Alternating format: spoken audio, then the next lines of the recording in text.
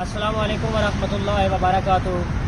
ناظرین، آج 1 جنوری 2024 بروز پیر آستانہ عالیہ امام آباد شریف سے عالمی تنظیم تحفظ مقدس اراک کے کارکن خادمین اسرا نہر لاہور سے مقدس اراک نکال رہے ہیں، اور یہ دیکھیں پہلا پارہ کلام مجید کا ہمیں ملا ہے اس نہر سے، اور اس کی حالت دیکھیں آپ کیا ہو چکی ہے، مٹی دیکھیں کتنی لگی ہوئی ہے اس پر۔ میاں محمد باغشار پہ کھڑی فرماتے ہیں،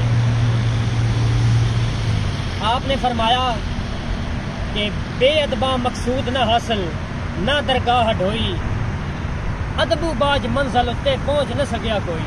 مسلمانوں، آج آپ کے پاس وقت ہے، رب نے اگر زندگی دی ہے تو اس کا ناجائز فائدہ نہ اٹھاؤ، اسے ایسے استعمال کرو جیسے رب نے حکم فرمایا ہے۔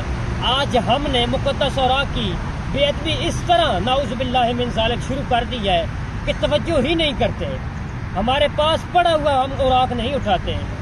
یہ کلام پاک ہے جس نے ہمیں والدین کا ادب سکھایا۔ آج ہر مولوی، ہر پیر اپنا ادب کروانے میں لگا ہے، لیکن ہم قرآن پاک کا ادب کرنا بھول گئے۔ علامہ اقبال نے فرمایا تھا کہ وہ معزز تھے زمانے میں مسلمان ہو کر، اور ہم خوار ہوئے تارک قرآن ہو کر۔